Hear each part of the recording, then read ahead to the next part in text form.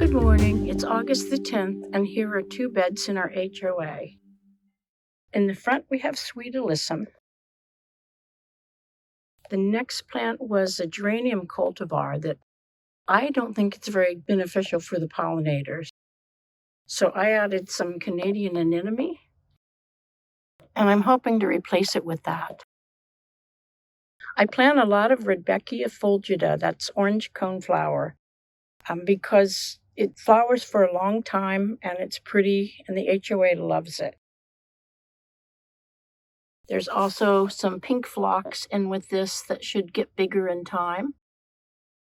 And I fill in with some lantana and other annuals that the pollinators like. Anise hyssop is just a bee favorite.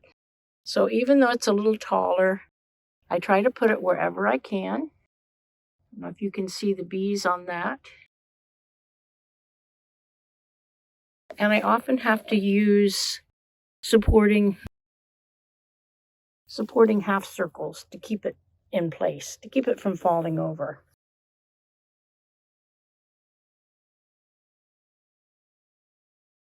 This is an orange daylily. It's not the invasive kind, but it's one that was here when I started, and I left it. There's some black-eyed Susan. This is blue stem goldenrod, which I use in the shade, but this one has done magnificent, and it's beautiful in a couple weeks. There's some butterfly weed in here and there. You can't have too much butterfly weed. In this corner, we have a swamp milkweed, which hasn't done terrific this year, but it's okay. And look what we have hiding underneath.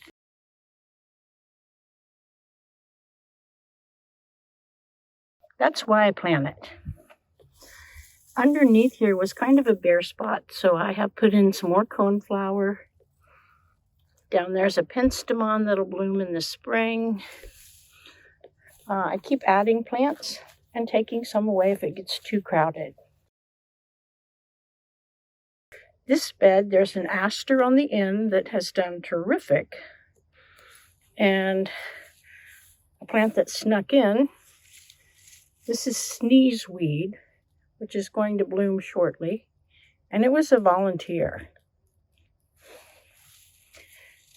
Underneath all this, there's more milkweed. This is a golden fleece goldenrod, which will bloom yellow. It's kind of hidden. And there's some Pacra aurea.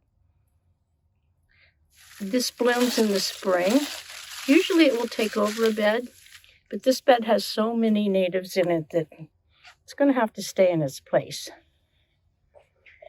In the back, I have coreopsis, which is still blooming. It started blooming in May this year, and it's still going. It's a little bit messy, you can see. And I do trim off the spent blooms just because it is messy and the HOA likes it neat. This is partridge pea. The bees love this. It's an annual. And I have that beside some spotted bee balm.